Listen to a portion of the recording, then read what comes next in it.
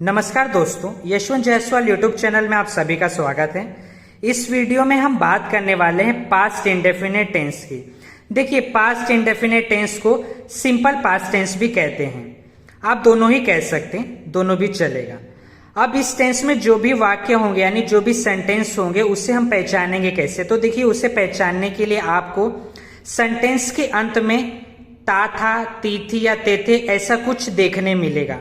लेकिन अगर मान लो ऐसा कुछ देखने नहीं मिल रहा है तो आप क्या कर सकते हो, उस समय आपको ये ध्यान देना है कि जो भी वाक्य या सेंटेंस होगा उसके अंत में आपको जो भी शब्द या फिर जो भी वर्ड होगा उसका जो साउंड है ना, उसका साउंड क्या निकलेगा, आ, ई, ए, ऐसा जो है ऐसा कुछ साउंड आपको यानी ऐसी कुछ आवाज निकलती हुई दिखाई देगी। जैसे कि यहाँ पे देखते हैं, एक हम उदाहरण लेते हैं, एग्जाम्पल। यहाँ पे खाया, तो खाया में अगर आप देखेंगे तो खाया या में क्या जो है आ का साउंड आ रहा है, या खाया, तो या में जो है ना आ का आपको साउंड मिलेगा, आ का। जब आप बोलेंगे तो आपको आ के जैसा जो है आवाज आपकी निकलेगी। अगर यहाँ पे खाया की जगह होता खाई, ठीक है, अगर यहाँ पे होता खाई तो क्या होता है, ई का साउंड निकलता, ई का यानी ई की आवाज निकलती।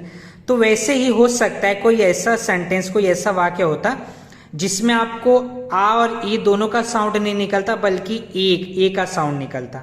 जैसे कि मैं कह सकता हूं कि हम खेले, जैसे हम कुछ खेलने गए और हमारा वो खेल के हो गया तो हम बोलते हैं ना हम खेले,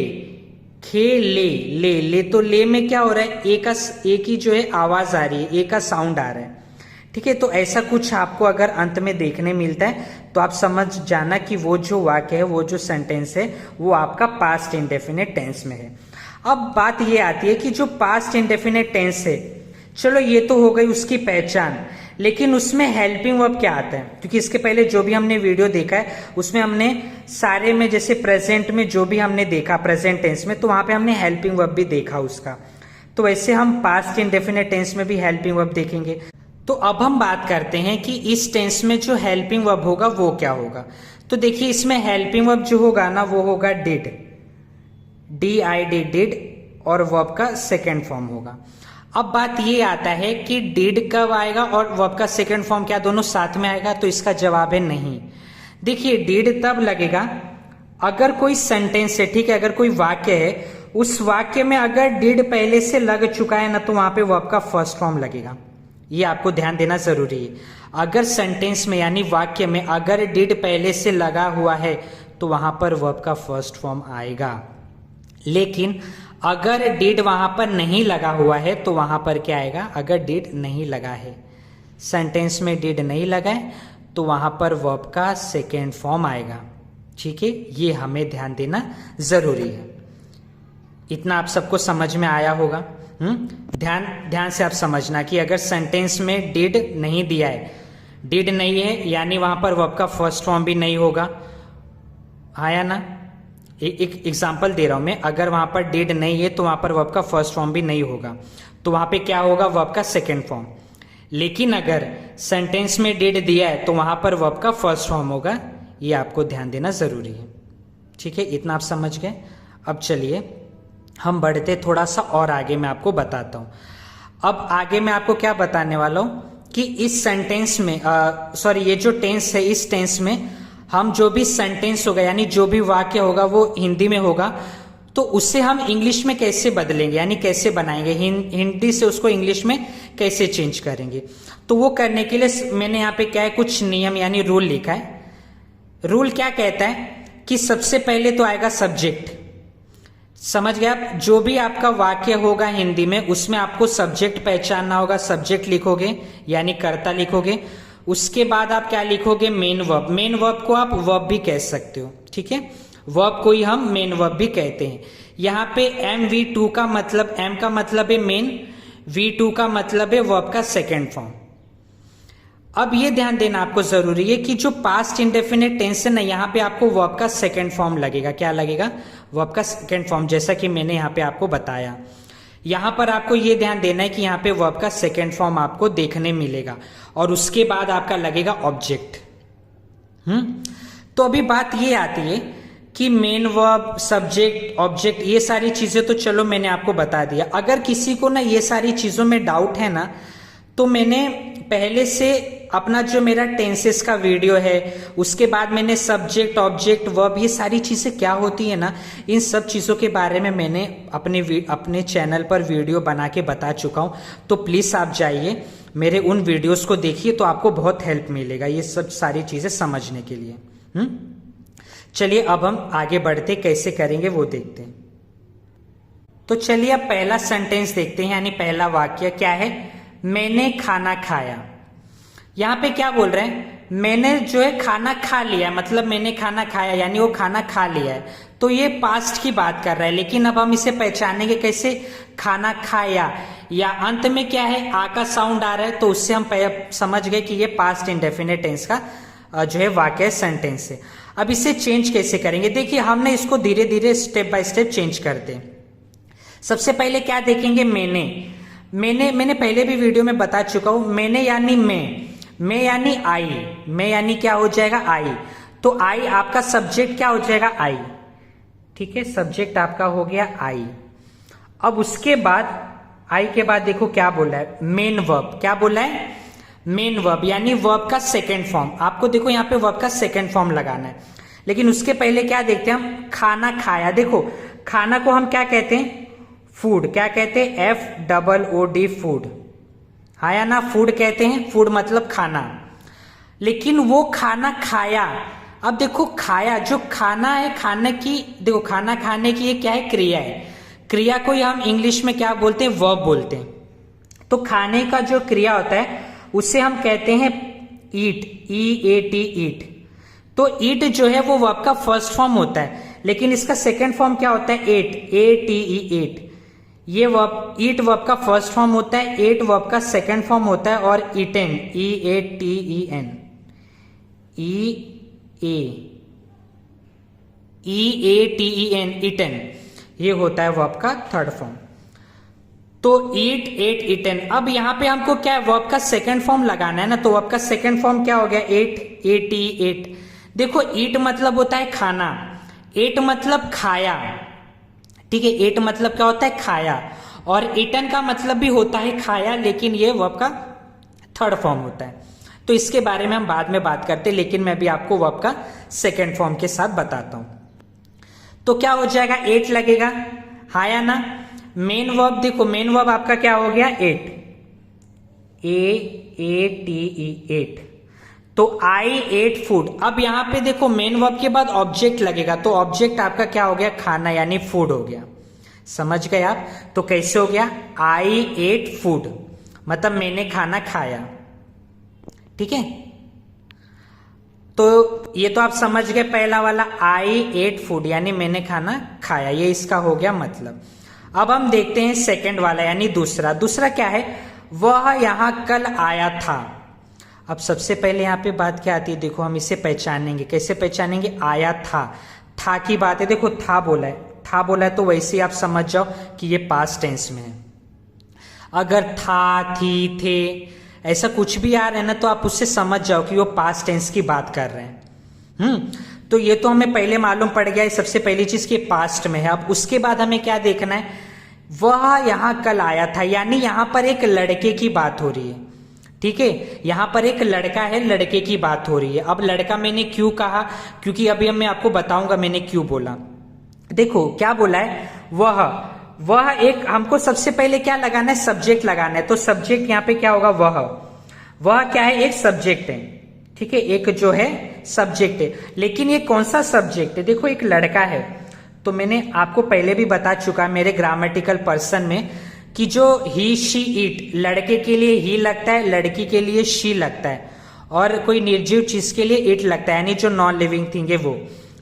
तो ये सब क्या है, थर्ड पर्सन सिंगुलर होते हैं। तो मैंने आपको पहले ही बता चुका है, अगर कोई लड़का है, लड़का, तो उसके लिए क्या लगेगा, ही। तो यहाँ पे एक लड़के की बात हो रही है, तो यहाँ पे क्या आ जाएगा, ही, हाँ या ना, ही।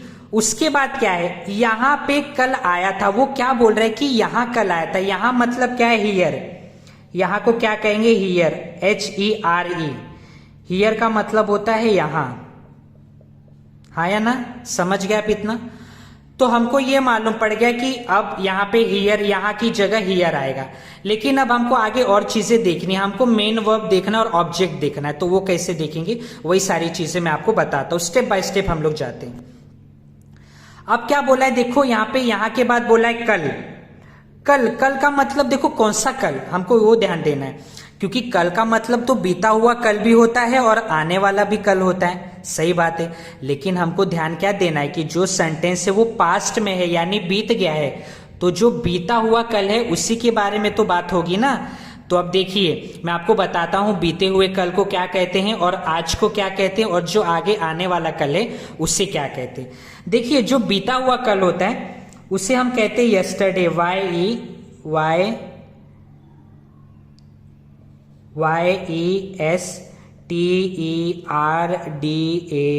Yesterday, YESTERDAY, yesterday. यस्टरडे का मतलब होता है बीता हुआ कल। यस्टरडे मतलब क्या हो गया आपका, बीता हुआ कल। उसके बाद आता है टुडे, TODAY, टुडे। टुडे का मतलब है आज, जो दिन अभी चल रहा है आज, उसे हम कहेंगे टुडे। उसके बाद आता है टुमारो, TOMORROW, टुमारो। टुमारो मतलब आने वाला कल। ये क्या है, आने वाला कल, ठीक है। टुमारो मतलब होता है आने वाला कल, और टुडे मतलब होता है आज, ठीक है। और यस्टरडे मतलब होता है बीता हुआ कल, जो कल बीत गया है उससे हम कहते हैं यस्टरडे, ठीक है। ये चीज, तो यहाँ पे कौन से कल की बात हो रही है, बीता हुआ कल की। वह यहाँ कल आया था ना, ऐसा बोल रहा है कि वो कल यहाँ पे आया था, यानी बीते हुए कल की बात हो रही है। लेकिन ये सारी चीजें तो हो गई। तो यहाँ पे हमें देखो, पहली चीज हमें क्या समझा कि हमें यस्टरडे लगाना है। क्या लगाना है, यस्टरडे, ठीक है। इतना चीजें समझ गए। तो मैं टुडे और टुमारो को अभी फिलहाल के लिए मिटा देता हूं, क्योंकि मुझे यहाँ पे कुछ और भी चीजें लिखनी है इसलिए। तो ये तो हम समझ गए, चलो यस्टरडे यहाँ पे हम लगाएंगे। लेकिन उसके बाद और क्या आएगा, यहाँ पे बोला आया था। देखो, आया मतलब आना। आना को हम क्या कहते, कम, COME, कम। कम मतलब होता है आना, ये होता है वर्ब का फर्स्ट फॉर्म। इसका सेकेंड फॉर्म होता है केम, CAME, केम।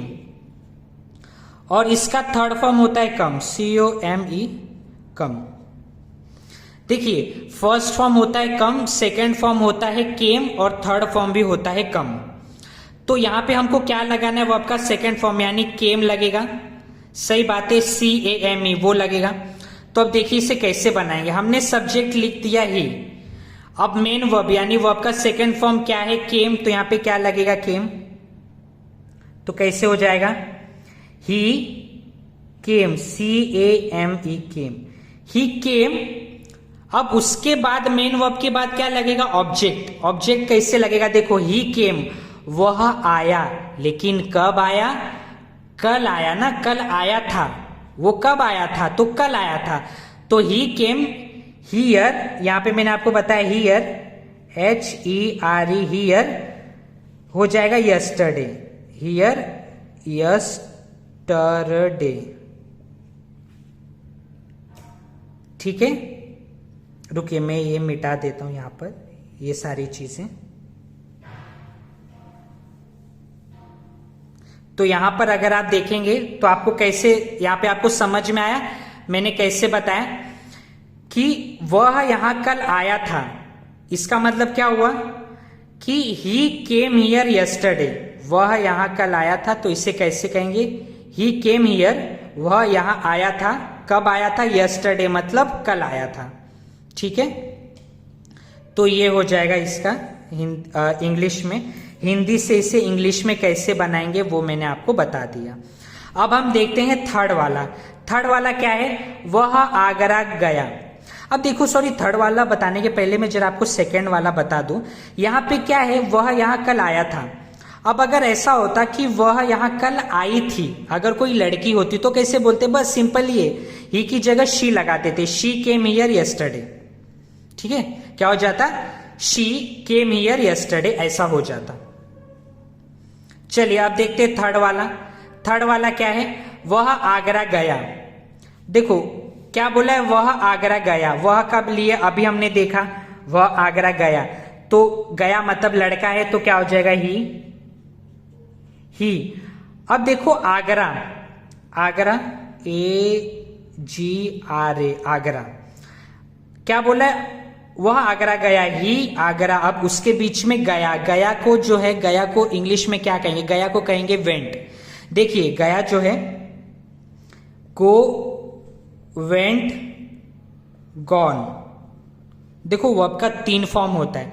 गो जो है वर्ब का फर्स्ट फॉर्म होगा, गो मतलब होता है जाना, वेंट मतलब गया, वेंट मतलब क्या, गया, जो कि वर्ब का सेकेंड फॉर्म है, और गॉन मतलब भी गया होता है, लेकिन ये वर्ब का थर्ड फॉर्म होता है। तो हमें क्या लगाना है, वर्ब का सेकेंड फॉर्म, यानी क्या लगेगा, वेंट लगेगा।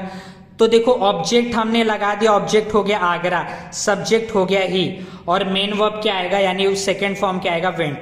तो क्या हो जाएगा, ही वेंट। अब देखो वो आगरा गया। एक चीज आपको यहां पे एक चीज ये बताना है कि वो कहां पे गया, ही वेंट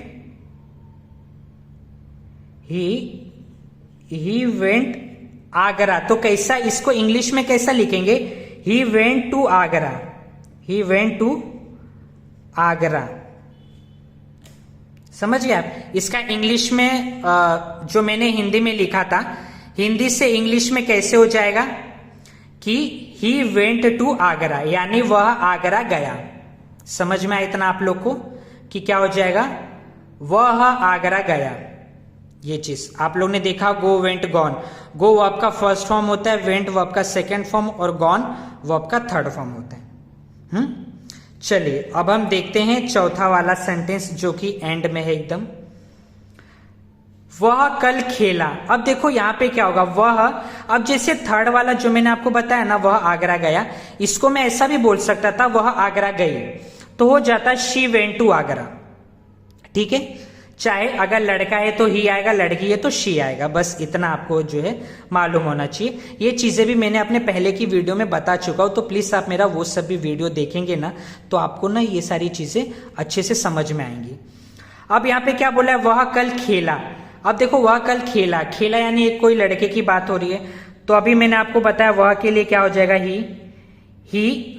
अब खेलना, देखो खेला मतलब खेलना को इंग्लिश में कहते हैं प्ले करना, PLAY, प्ले मतलब होता है खेलना। ये वर्ब का फर्स्ट फॉर्म होता है, इसका सेकेंड फॉर्म होता है प्लेड, PLAYED, प्लेड। ठीक है, ये होता है वर्ब का सेकेंड फॉर्म, और प्लेड ही वर्ब का थर्ड फॉर्म भी होता है। ठीक है, first form play, second form played, third form भी प्लेड होता है। तो यहां पे हमको क्या लगाना है, प्लेड, यानी सेकेंड फॉर्म लगाना है ये। तो ही अब क्या हो जाएगा, आप लोगों को मैंने अभी बताया, अभी मैंने जैसा देखो बताया, बीते हुए कल को क्या कहेंगे, यस्टरडे। तो यहाँ पे क्या बोला है, यहाँ पे क्वेश्चन में आप देखिए क्या दिया है, वह कल खेला, यानी कल खेला ना, तो क्या हो जाएगा, ही। ये तो हो गया आपका ही सब्जेक्ट, उसके बाद मेन वर्ब, मेन वर्ब क्या आएगा, प्लेड। तो ही प्लेड यस्टरडे, यस्टरडे। तो ही प्लेड यस्टरडे, वह कल खेला। ठीक है, ऐसा अगर मैं बोलता कि वह कल खेली, कोई लड़की के लिए बोलता वह कल खेली, तो क्या हो जाता, शी प्लेड यस्टरडे। ठीक है, तो ये सारी चीजें ऐसी हो जाती।